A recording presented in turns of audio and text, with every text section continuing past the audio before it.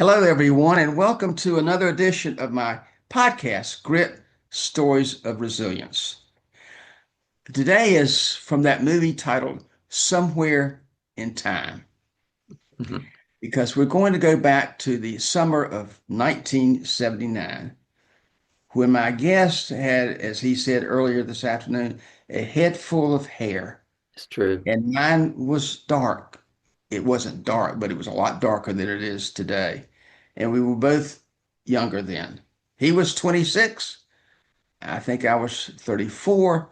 And we met on the seventh floor of the federal courtroom in Raleigh, North Carolina, starting in July of that summer, and the trial of Jeffrey MacDonald.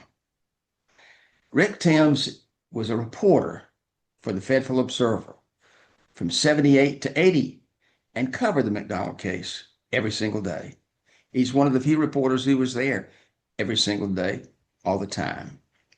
He left there and went to, I think, the Miami News, then back to Charlotte, and then becomes in the management and goes to Kansas, of all places, and the Wichita Eagle, where he worked as editor for 7 years, then back to Charlotte, where he became the executive editor for, I think, a dozen years or so. He retired from that and is writing a book now. He also is teaching at the Queen's University in Charlotte, but is writing a book. And so about a week or 10 days ago, I get an email totally out of the blue from Rick. He says, I was a 26-year-old kid in 1979, and I covered the McDonald trial. And I'm writing this book, and I'm putting in a chapter in this book about the McDonald case, the McDonald trial. And would you talk with me? And we did. And we came to this idea of doing a podcast here today. Rick, it's nice to see you. Nice Thanks to for see you too. It's good to be here. tell me. I'm curious. Why did you decide to put a chapter in your new book on the Jeffrey MacDonald trial? I would say, how could I not have a chapter in this book about the McDonald trial? Because this was about my first 20 years as a reporter and editor. And that was certainly one of the most amazing episodes that I had. And it came very early in my career. Came early in mine too, to a degree. But were you assigned to the trial to cover it for the Fayetteville paper?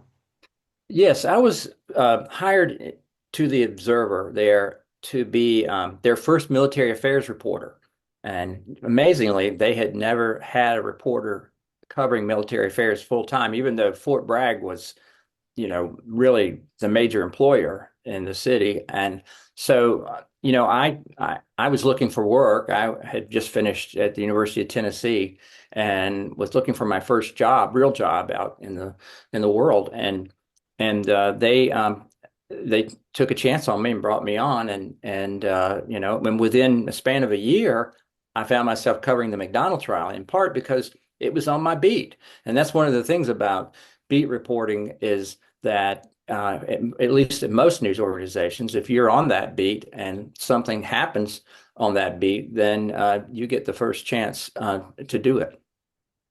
So they asked me, they said, well, this is happening. Don't know how much you know about it. I knew a little bit about it because there was, of course, a lot said in the media up to that point. But the murders occurred when I was still in high school. And so all I knew about it was what I might have filtered in from a, teenager's perspective as far as what it was about. But I knew it was a huge case. I knew that there was going to be a lot of excitement around it, and I couldn't believe they would ask me if I would move to Raleigh for a couple of months just to cover the trial. And of course, I said yes. So Where'd you grow up? Where were you in high school? I was in high school in Rockingham, and grew up. Before that, it was an elementary school, and from birth, really around the Aberdeen, Southern Pines area. So. Okay. When you got there and were covering it from day to day, from the beginning of court, which was, I guess, around 9 or 9:30, I'm not sure which time it was, but around that time, probably 9 o'clock, and closing about 5 o'clock every day. And Judge Dupree, as you know, kept time pretty tight. When did you write your stories? Well, that was, the advantage I had was that the Observer was an afternoon newspaper. And so at the end of the day, I could close up my notes, take them to the apartment where I was staying, and, work through them. And it does take several hours to think through of all the things you've heard today. What was the most important thing you heard? And so I had the opportunity to sit down, think through that, and look to maybe the next day too. And I would file my report to the newspaper around 8 o'clock at night. So that was the process, and it was quite rigorous. I mean, there wasn't really much time to go do much of anything else. That was how I spent my time. When you started covering the case, did you have a perspective on it as to whether he was guilty, not guilty, presumed innocent, or anything like that? No, I really didn't, because what I had heard, what had filtered to me up to that point was this is a mystery. And that was one of the things that really drew me to the trial was we're going to see for the first time maybe what all there is to be known about this case, and perhaps we'll understand what really happened. But certainly, at least from where I was standing, it looked like there was huge division about whether he was innocent or guilty, and quite a controversy around whether he should have been charged. And so that came into it with a very open mind. I wanted to see, what was what. We'll go through some of that during this conversation here this afternoon, but looking back from an airplane's view right now, so to speak, at that time in your life, do you have an opinion as to how it all played out? Do you think that the public or that you learned more about the case and what really happened that day? Even afterwards, people still say, I don't know whether he's innocent or guilty. But from your point of view, did you come to any conclusion that something had been decided? I thought that there had been still enough controversy over what had been, shown in court. There was enough there to make people wonder still where the truth was. But what I concluded was based on the evidence, McDonald was, at the least, he was lying about his story.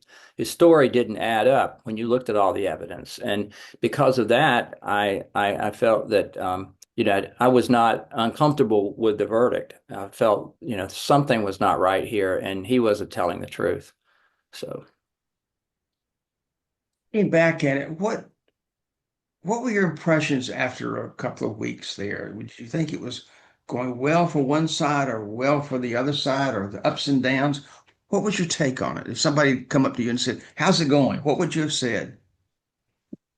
Early on, you presented so many pieces of evidence, right? That I was so glad that I was there pretty much the whole time, because I was keeping notes on all of it. And there would be points where I would say, I don't know what this means yet, but they seem to think it's important. So I would take good detailed notes on it. And over time, sort of the pieces kind of came together like a puzzle. And I began to realize that, this thing that had been introduced early in the trial, this is where it was relevant now.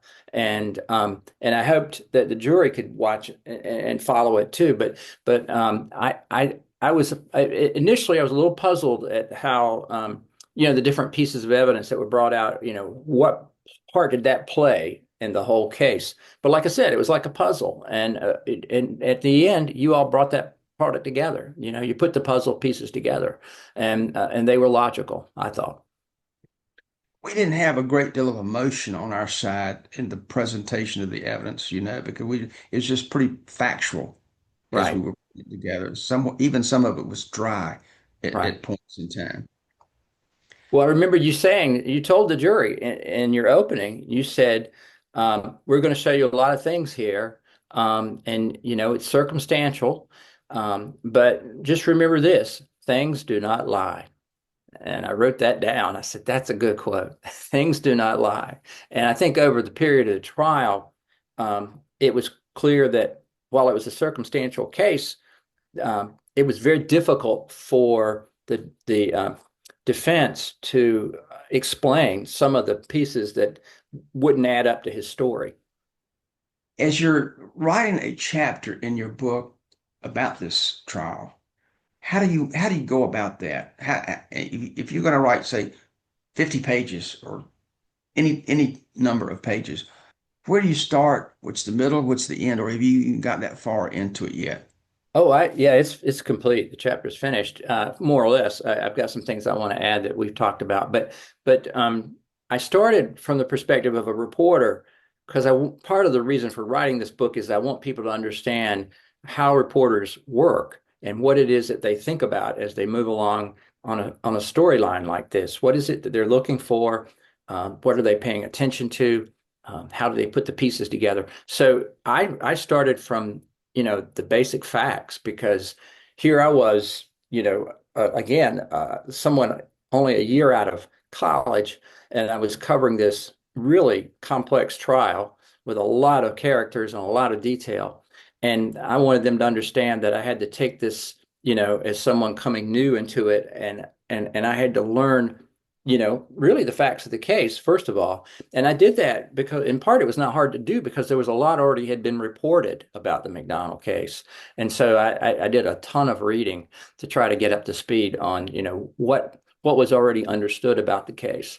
So that was, and so in the book, I explain, how I went about that and how that helped me determine, what to be looking for. So And then, do you, I'm sorry, but then the case just then it goes chronologically. I walked through the case, and except that I also had this brief period there where I am able to build off the fact that during the trial, I talked to McDonald. We had a lunch, and quite a bit of evidence had already been shown, and I had quite a few questions for him. And I thought, well, this is his chance to explain some of these things that aren't making sense to me, and so that's also part of the story. what do you recall any questions that you asked him that you feel comfortable in talking about?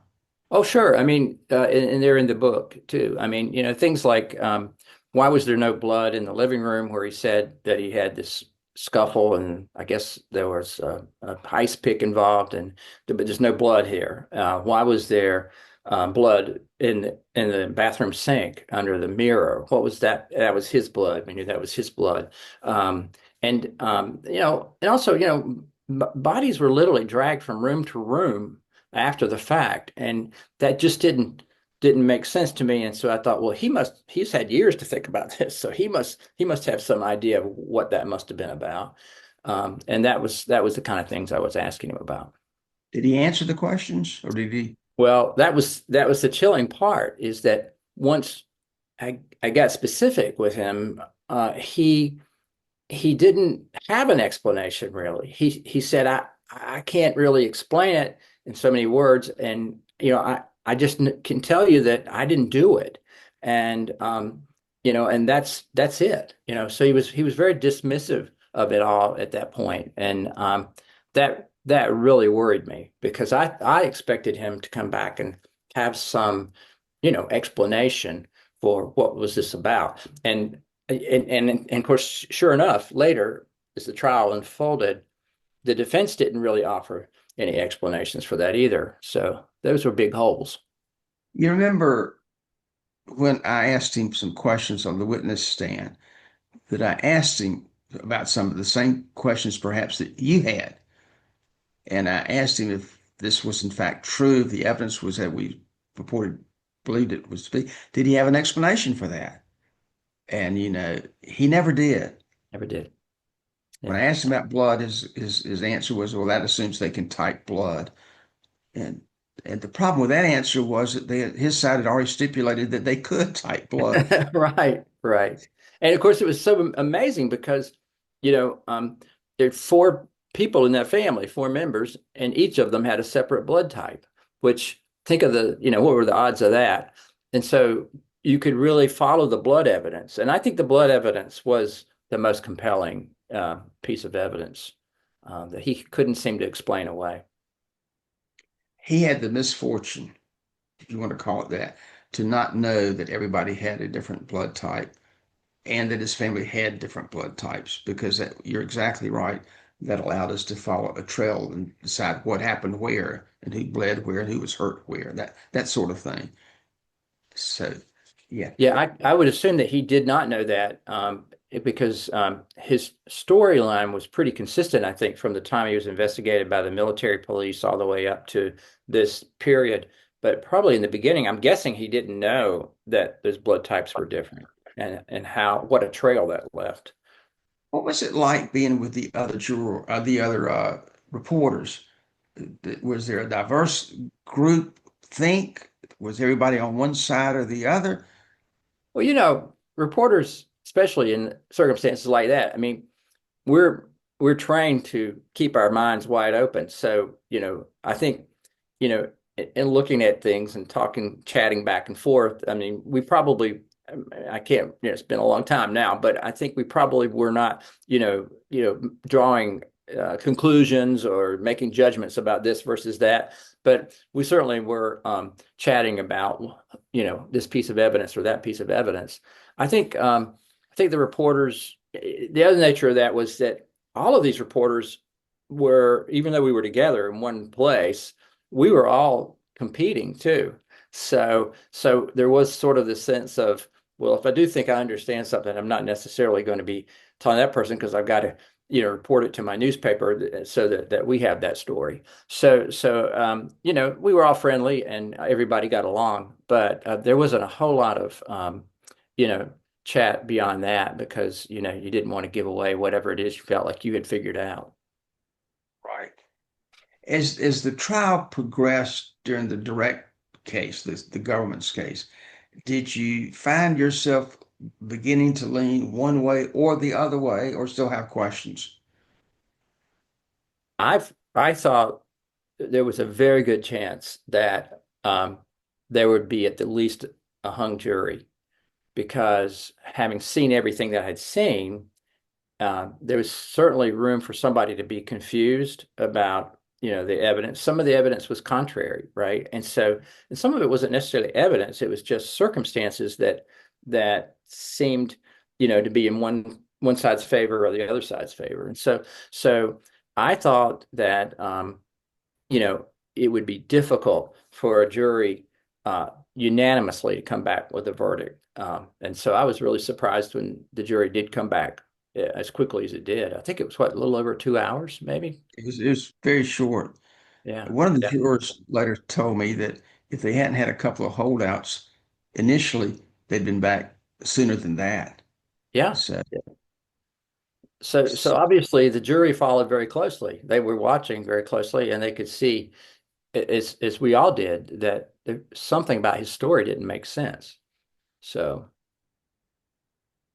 as you look back on that time in that trial, was there any particular point that stands out to you? I know you said the blood evidence was so important. What was it about that case or that convinced you at the end that he, not that you believed that he was guilty, but that the facts led to some kind of verdict or conclusion like that? Was there something that stuck out to you that caused you to think that way? oh, sure. To me, it was realizing that people had been in one room and then taken back to another room. There was the blood and the blood, that trail back and forth. So I recall Kimberly was in the master bedroom, the elder daughter, and she clearly had had some life-threatening injuries in that room. There was blood in that room, but she was found in her bed, right? And it's like somebody took Kimberly back into her bed after she was probably, dying or dead. And I thought, why would just, intruders come in and move bodies around from room to room? That just didn't make sense to me. And I thought this there's something here. His story is just not consistent with what's being shown. I remember you telling me that during the trial, I think it was their case, that they had a witness from out of state, a surprise witness really, named Yeah. Milne.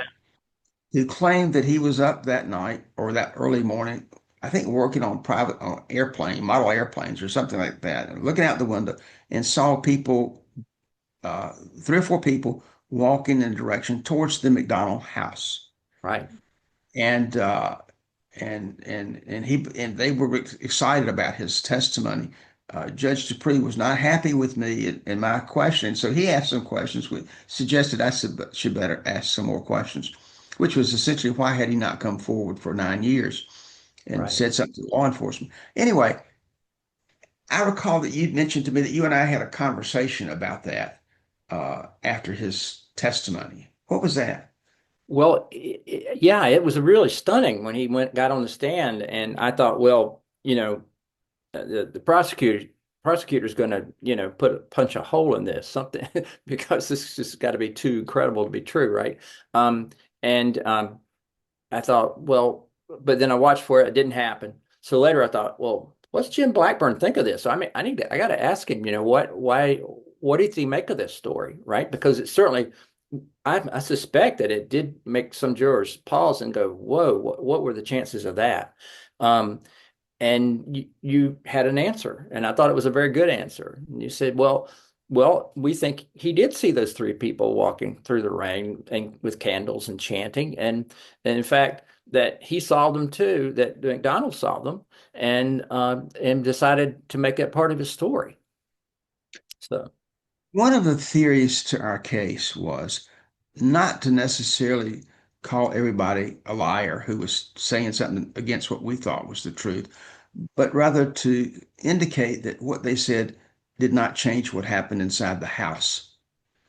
And it didn't matter if they were outside shouting acid is greedy, killed the pigs, unless one of them's inside the house, so to right. speak. And I think that stood us in good stead for that at that point in time. Yeah. What But I will tell you that testimony, though, because he was never challenged on that testimony, it did make me, it was one of the reasons I began to think, well, this is going to be difficult for a jury, to right. be unanimous on guilty, because that's a that's a strange thing to have happened at that Why moment.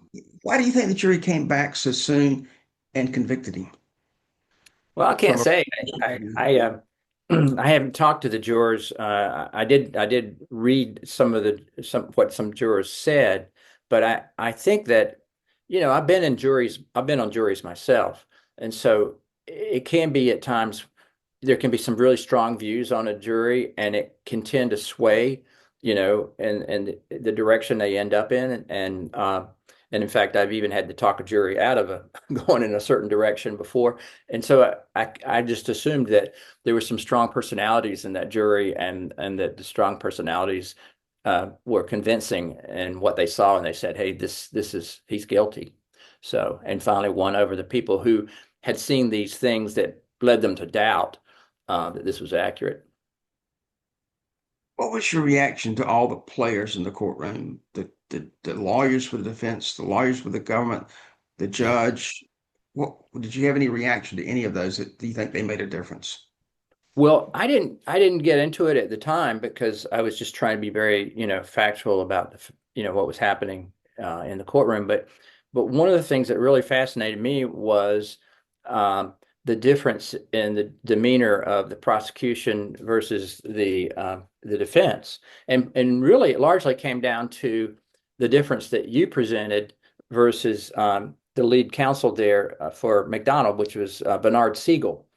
Bernard Siegel was literally a Philadelphia lawyer, and he just didn't look, sound, or feel like what you would expect a North Carolina jury to follow and necessarily believe. I mean, he was flamboyant, he was loud at times, he waved his arms a lot. He could show a lot of emotion. You were being very matter of fact, very, you know, straightforward, just the facts. Here we are. This is what we learned.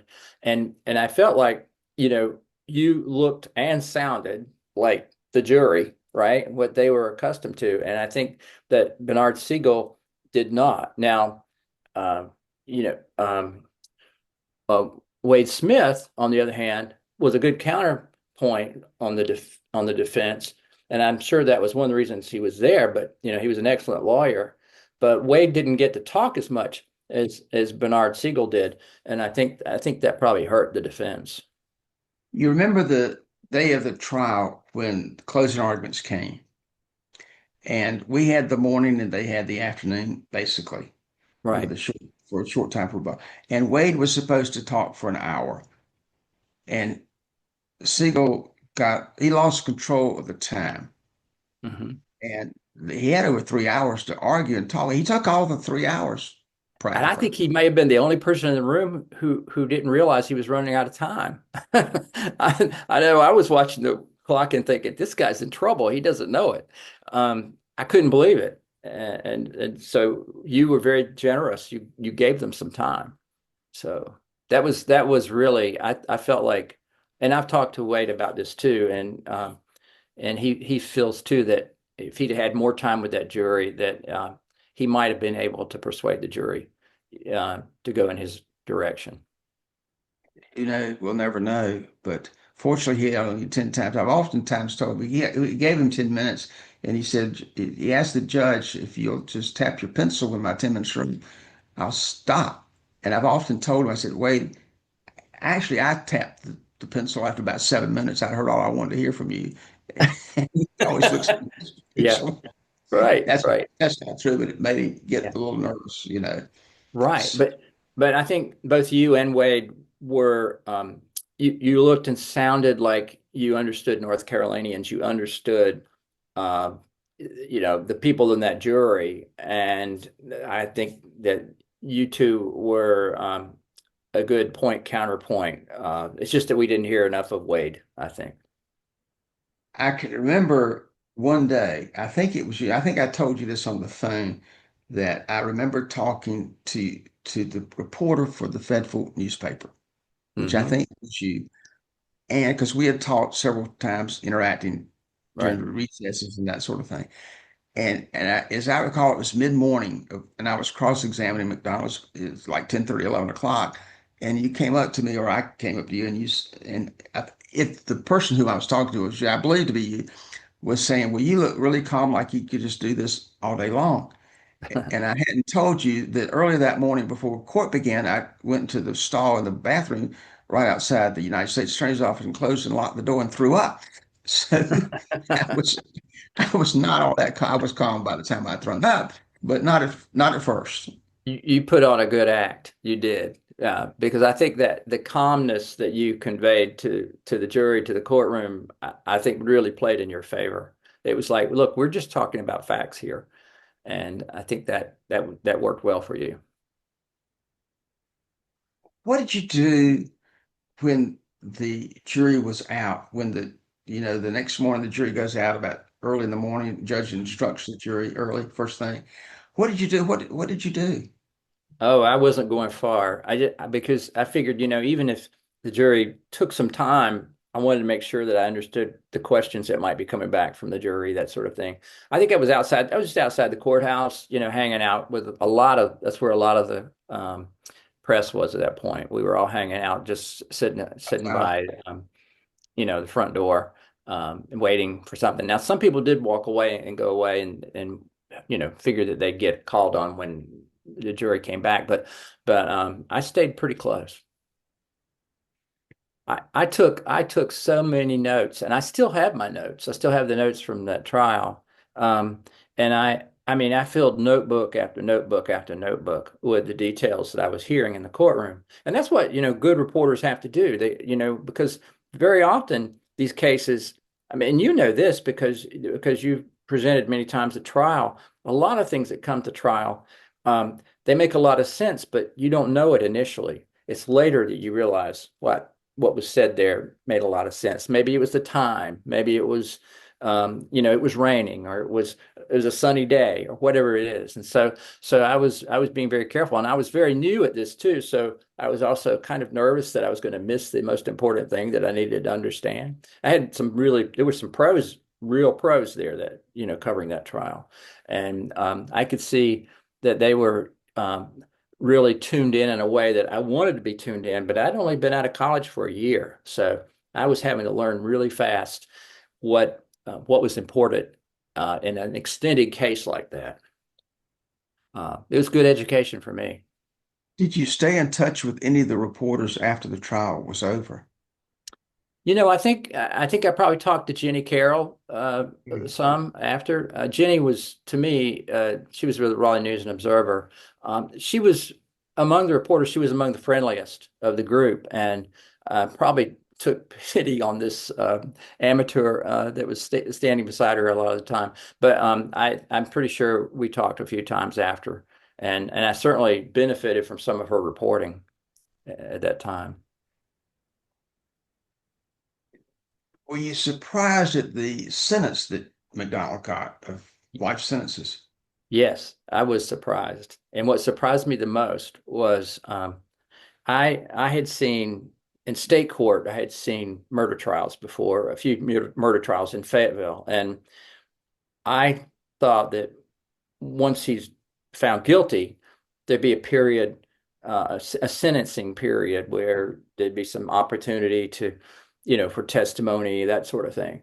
Um, we didn't get that. I mean, we went right to, um, the sentence. And I remember Dupree, it was almost like he couldn't wait to finish this. And I was surprised that it moved so fast. I measured the time, and I think it was from time he was found guilty to time he was sentenced and cuffed and taken out. I think it was only 30 minutes. So that did surprise me. Surprised me too. Yeah. The normal procedure in federal court is to take a couple of months between the end of the trial and the sentencing, and he went straight to it. You're right. That was a shock. Well, first it was a shock, and I know you remember too the when the jury came back with the verdict, and I try to describe this in the book, what it was like to be sitting there and listening. Um, and I remember that he had them all answer in unison on that first count. Um, the jury came back, and I think I describe it in the book as, and it was a jagged sound because they didn't all say it at the same time, but I think it was a not guilty. First it was not guilty, but then they came back right behind that, and I believe that was for the second degree murder. And this time they realized they had not done very well the first time, and they came back together, and it was very forcefully. And that guilty, it rolled across that newsroom like a clap of thunder. I'll never forget it. And people were gasping at that moment. I remember that someone gave out a cry at that point, and I later learned that it was McDonald's mother, Yeah. who I think was near the front of the room. But it was high drama. Let me tell you, it was every bit as high drama as anything you would have imagined um, for a case like that. Yeah, he got two second degree murder convictions and one first degree Right. murder conviction. And of course, the first degree made sense because that was the one that it took some time to think about that, right? So it wasn't, and I guess the jury decided that perhaps Kimberly it was in a heat of the fight that she was injured, and so, but that first degree, I mean, that was, yeah, I mean, obviously the person went into that room knowing what they were going to do. As you look back on the case or the trial, did it have a lasting impact on you at all in your career and how you went forward? You know, And go yeah. ahead. Yeah, yeah, I think it did. And I'm trying to think about in what way I I had new respect for how much how much drama there was inside a trial, or it could be inside a trial. This trial had it all, and I also came to realize just how hard it was, because at this point I'd never been on a jury, but how hard it must be for jurors to, sort out the evidence and come to a conclusion. And later, of course, I was on juries, and I saw it firsthand in a jury room, and I could see that, it was very easy for people to draw conclusions, baseless conclusions, or, make hasty decisions. And so this it gave me just sort of a lot of new insight into justice and how, justice is a fragile thing, and it can be, it goes well sometimes, and other times it doesn't. So I learned a lot from this trial. Yes. You remember most of it, don't you? It has stuck with you, a lot of it. A lot of it did stick with me, but I also had the advantage in that I had pretty much all of the clippings from my my coverage of the trial, and I had some of the clippings of the other reporters too. I had kept them in a box. Um, in fact, I kept clippings for 40 years now, and of all my career. But so in reading those clippings, it's just amazing when I would read the story that I wrote, what, almost 50 years ago, how it refreshed my memory of what happened then. And it brought back a lot of the memories that I had forgotten. And so using those clippings really helped me, you know. And I think that was one reason I was able to go with so much detail. Are you surprised that it ended as quickly as it did with the verdict that day? Yes, I was surprised because I had seen trials, I'd seen juries go out in state court, and be gone for days at a time. And I was also surprised at how quick the sentencing was. So yeah, I never expected that it would all be over in the same day. That really surprised me. What was your take on McDonald as a witness or as a person? How did he handle himself with the other reporters and with you? Well, he was very polished because he'd been, first of all, he's a very charismatic personality. So, and you know this to be true, but you could, he was easy to talk to. He could make you feel comfortable right away talking to him. But he'd had all these years of answering questions from really some great journalists. He'd been interviewed by practically every national publication there was, and I felt that through all those years, he kind of had some very good answers. I was on the other hand, was somebody that when I asked him questions, I was still learning how to ask good questions in an interview, and so it's an exercise in humility now. I say when I listen to the tape that I kept of that interview, but he the thing that really worried me though, in the time that we spent together, was that he really dismissed very quickly these huge gaping holes that I could see just by watching the trial.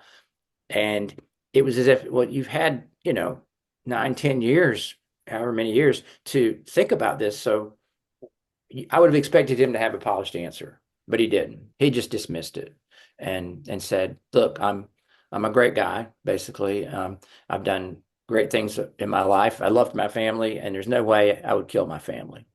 And so to a lot of people, that was persuasive. But for me, having seen some of that evidence, um, it was a little bit frightening to realize that this person might have done it. You think he had a winnable case that A could have winnable been, case? yeah.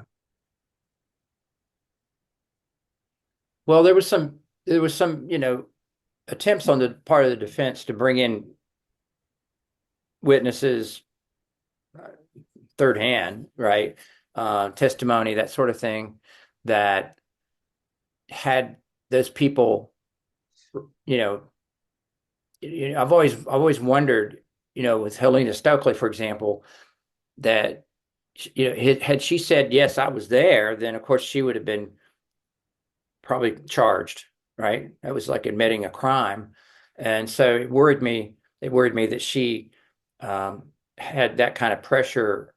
But as you know, the jury never heard her testimony because the judge said she's not a credible witness. And she did tell the judge that she couldn't remember anything from that day. And so out of the earshot of the jury. But I think if some of those things had gone on a different way, slightly different way, I think, yeah, I think it could have happened. I think he could have been persuasive because McDonald was such a how would I put it? Appealing personality. He'd done so many good things since then. He'd been such a model citizen through all that time that there were, I know there were many people that had the Long Beach Police Department raised money for his defense. Do you remember that? And so he had convinced a lot of people that he could not have possibly done this. And and yet, he couldn't seem to explain these things. So I think, yeah, it's conceivable he could have won this case. Yes. It's also, I guess, conceivable that he could have, as he did, lose his case if that didn't happen that way. He Right. didn't, if he didn't refute the evidence very well. Right. Remember that in the Article 32 hearing, the military hearing that was held, I think that would be equivalent to a grand jury proceeding, Yeah, um, or a preliminary hearing type thing. preliminary hearing. The officer in charge, he said, we've got no motive. We've got, there's insufficient evidence here. And he actually said you should pursue Helena Stokely. That was a conclusion that he drew. And so at that point, McDonald was winning. He had not Right. convinced the military to file charges. So clearly, um, he was able to be persuasive, and his defense had succeeded up to that point. Looking back, are you glad you attended the trial and covered the trial? Oh yeah, I'm very glad I was there. I mean, it was an opportunity to really see inside a major case and dive into it, understand it as best you could from front to back, meet the characters, meet the different people, watch it, unfold in front of the public, and then see the result. It was a fascinating case. I had covered state court, but not federal court, and so that was the other thing. As a reporter, who I had to learn the different protocols of federal court, and as you know, they're different, and so that was an education for me too to do that. So I learned a lot from that trial. What's the title of your book going to be, or has it got a title yet? Well, ultimately, the publisher will make that decision. I've had a couple of titles in mind. One is um, one is called "Jump into the Deep End," because I think anybody who becomes a journalist and stays with it, you're going to frequently be in some places where you're not really sure what's happening, and you've got a lot to learn in order to swim. And so that's one of the titles. Another one I thought, and maybe even a subtitle, is the local news you could be losing if you haven't already. And that was really what led me to want to write this book, is because the kind of reporting I did, Jenny Carroll and others, that reporting, we're losing it in all of our communities across the country.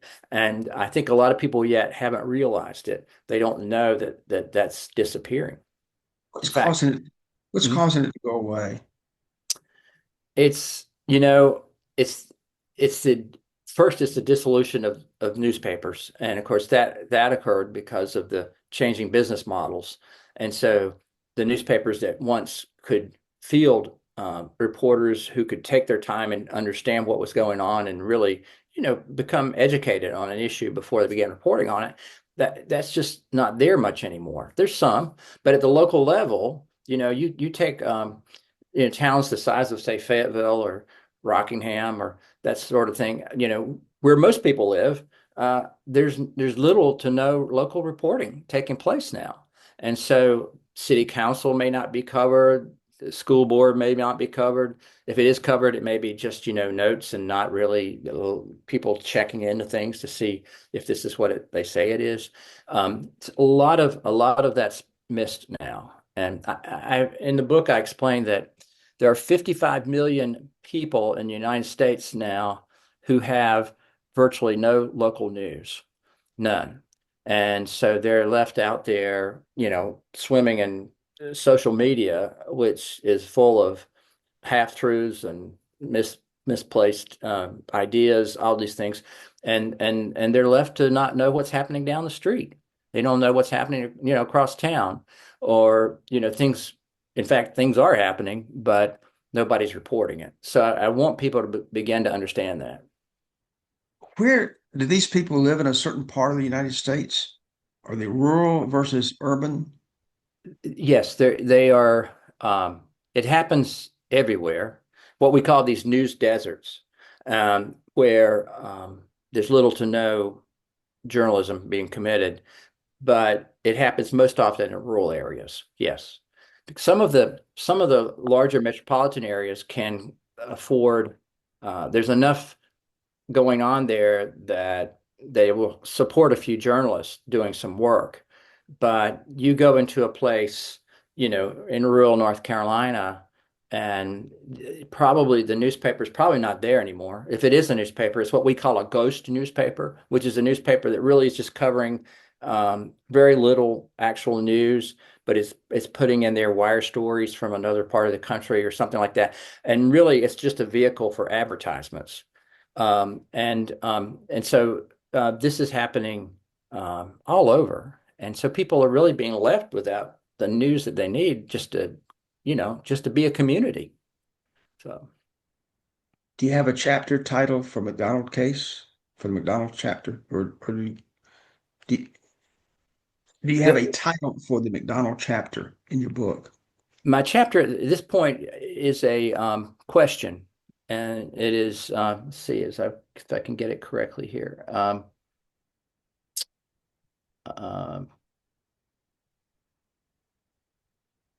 let's see, something like killer or victim, the puzzling case of Dr. Jeffrey MacDonald. Because I want people to come into the case like I did and say, what is this? What should I draw from all this? And so I wanted a title to start there with them. So And then you just sort of go through the progression of the trial yeah. itself. Yeah, and I used the trial to show what a young reporter would face going into something like this, and how they would get ready for it, and then what it would be like in the throes of covering it and that sort of thing. And so really it's laced in there is some of this that I think a lot of people would like to understand about why reporters do what they do, and why what they decide and how they decide it. So I think, but it really is, yes, it's a chronology of that trial, really. Is there any question, as Judge Dupree often would say to a juror, as you may have heard, when you were sitting there listening to ask the Yeah. questions, that I should have asked you that I haven't asked you that would be enlightening to anything that I would want to ask or say? About this Or, trial. or yeah, Yeah. or your time Um, there.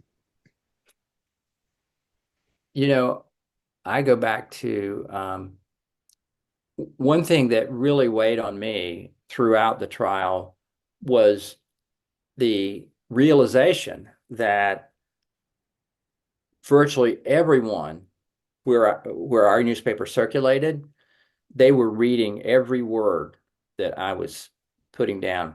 And that for a young reporter was, this is a lot of scrutiny, right? Now, never had a complaint about any of it. So I guess I got by reasonably well, but it was just realizing that there come moments where everyone is tuned in. And this, for certainly in North Carolina, was one of those moments where nobody could get enough of reading about it. And I wrote story after story, usually 2 stories a day on it, and long stories. And I was surprised at how people would read that, and I would learn later that they had read it. And so it was really a great opportunity for me to see the power of a local newspaper and what it can do for a community, just to stay in touch with what's happening. Have you enjoyed your career as a journalist? I've absolutely loved my career as a journalist. I can't imagine doing anything else that would have been nearly as enjoyable as what this has been like. What is it? about being a journalist that you find exciting?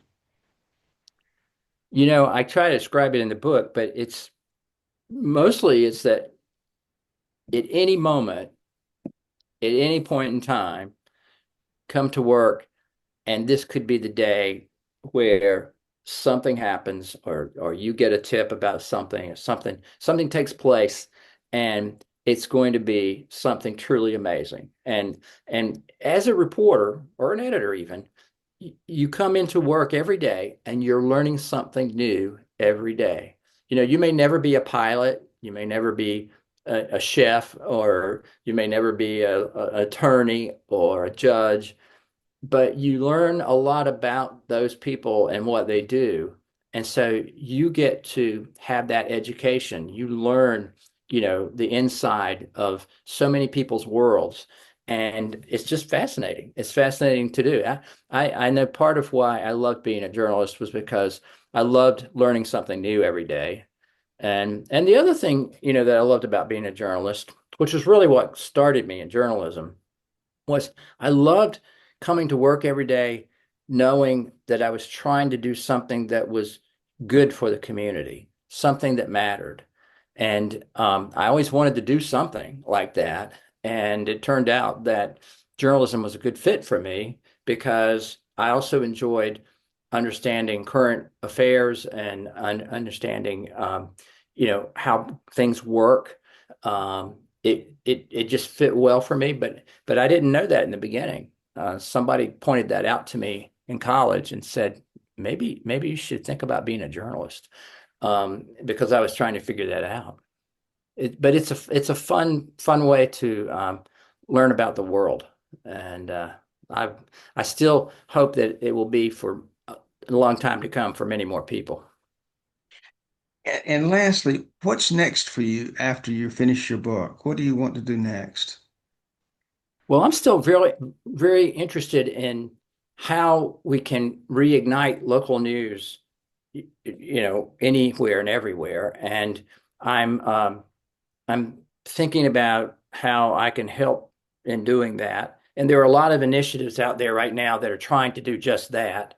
And so if I'm lucky, maybe I'll get to be helpful in one of those initiatives. So that's that's my main concern right now. It's what's on my mind, and that is that, our country really needs this to be reignited, and we need to get back to the kind of local news that people yearn for, the kind that helps them. And it really is a fundamental piece of our form of government.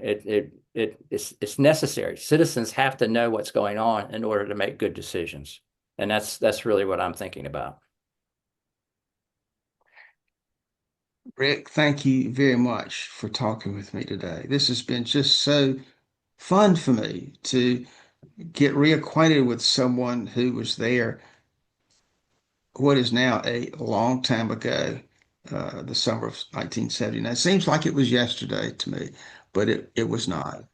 It really does, and it's amazing how fast time moves. But I I'm glad I had that experience, and I'm glad we got to talk again. And I'm also glad that you know I was able to put these thoughts down in this book because I think it's important for everybody to, particularly at our stage of life, you should look back on your stage of life and you can think about, well, what is it you've learned that could be helpful to other people? And I think more people should think about doing that because there's no reason for that just to go to waste, And now you're doing that with the podcast. So that's good for you. So, do you have a publication date yet for your book? I do not. I do not. I'll probably know sometime in the next few months, from the publisher where that'll be. Well, best of luck to you. Good luck to you. Thank you. Thank you, guy. It's great to talk to you and Thanks. wish you the best in the podcast. Thanks for reaching out to me a couple of weeks ago about the case. That was fun. Yeah, it was. Have a great rest of the day. Thanks so much. You too, Jim. Take care. And thank you, everybody, for tuning in. And I hope to see you next week on another edition of Grit Stories of Resilience.